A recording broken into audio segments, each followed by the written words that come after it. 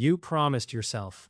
Last time, standing in the wreckage of last time, you swore it. Never again. And you meant it with everything you had.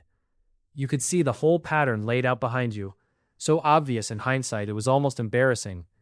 And then, months later, sometimes years later, sometimes 11 days later, you looked up and you were there again. Different job, same collapse. Different person, same fight. Different year, same January promise, dead by February. And the worst part isn't the mistake. The worst part is the narrator. That voice in your head at 2 a.m. doing the math. You knew. You literally knew. What is wrong with you? Here's what makes this question so brutal. It's not an information problem. You cannot explain the repeat by ignorance, because you weren't ignorant. Smart people repeat mistakes. Self-aware people repeat mistakes. Therapists repeat mistakes. Whatever is looping isn't sitting in the part of you that reads books and makes promises. Modern psychology calls it habit loops, repetition compulsion, homeostasis. Real answers, partial answers. But there's an older answer. It comes from a text written about 3,000 years ago. And unlike your inner narrator, unlike most of the self-help aisle, this book looks at your repeated mistake and says something almost no one has ever said to you about it. It says, good. If you saw our last episode, you've met the I Ching, the Book of Changes. 64 chapters, each one an archetypal situation human life keeps cycling through. 3,000 years of people asking it the same questions you ask your ceiling at night. Chapter 24 is called Fu, Return. And before we even open it, look at the architecture. Because the ancients built the meaning right into the lines. 6 lines again. But this hexagram is the exact mirror of the one from last episode. There, one dark line entered at the bottom under 5 strong ones, the dangerous encounter, arriving small.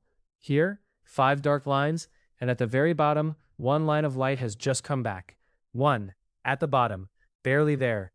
This is the hexagram of the winter solstice, the single day the ancient Chinese would close the mountain passes, shut the markets, and stop all travel.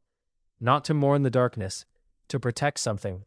Because on the darkest day of the year, hidden underneath everything, light had just turned around and started coming back. And the returning light was considered so young, so fragile, that the entire empire went quiet so it wouldn't be trampled.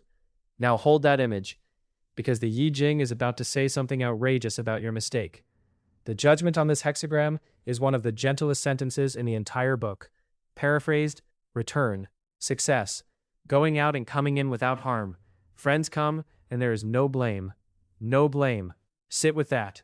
3,000 years ago, the oracle looked at the human pattern of going out, getting lost, and coming back around to the same place. And its verdict was not, what is wrong with you? Its verdict was, this is how movement works. This is how light works. Then it adds a detail so specific it's eerie. The text says the return comes on the 7th day. 6 stages out, and on the 7th, the turning point arrives.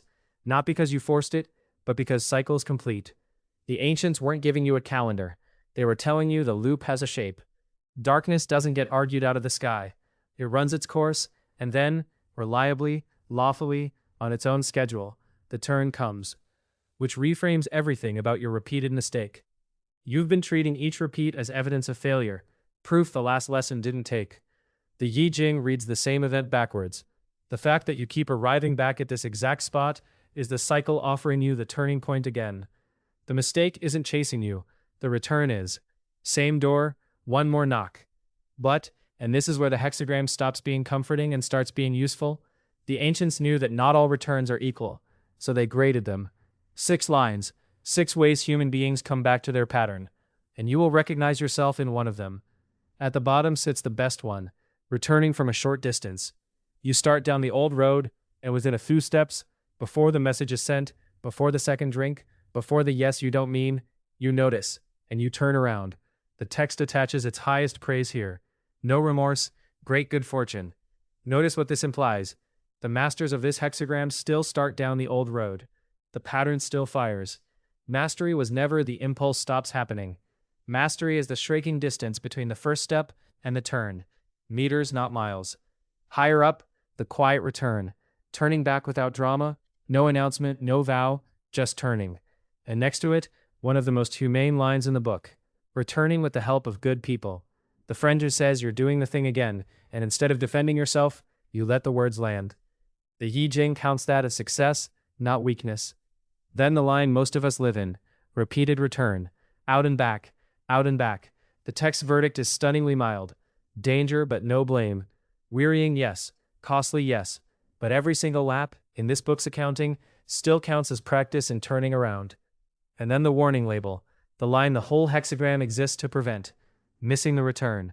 The turning point arrives, the seventh day comes, the door opens, and you're too proud, too committed to the story, too deep in "I've already lost so much, I might as well keep going," and you march past it.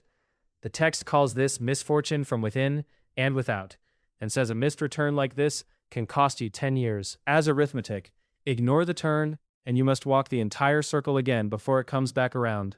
Read those lines again slowly, and you realize what this hexagram actually is.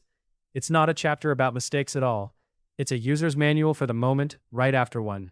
So come back to the real question, not the one you say out loud, but the one underneath it. Not why do I keep making the same mistake, but what is wrong with me that I do?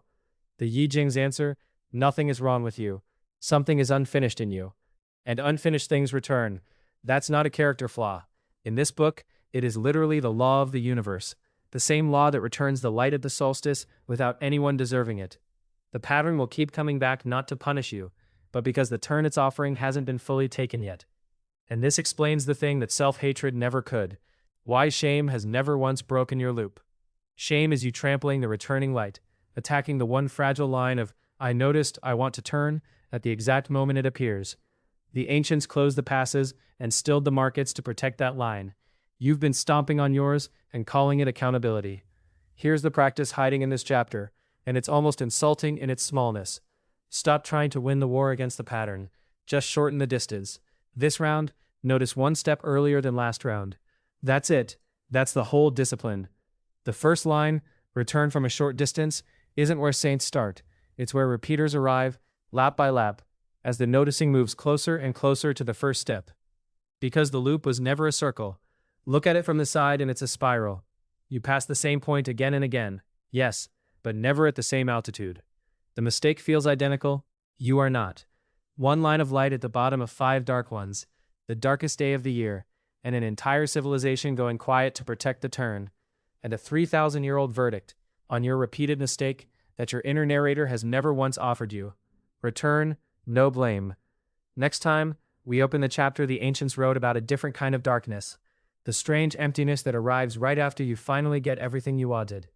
It has an answer to that too, and it's not the one you think. But first, I want to know, what's the mistake that keeps returning for you? And be honest, which line are you on? Miles later return, repeated return, the friend who has to tell you? Put it in the comments, and read a few others before you go. There's something disarming about watching total strangers describe your loop in their words. Somewhere in this book, of course, there's a hexagram about that too. Subscribe and turn on notifications so you'll know when the next video is available.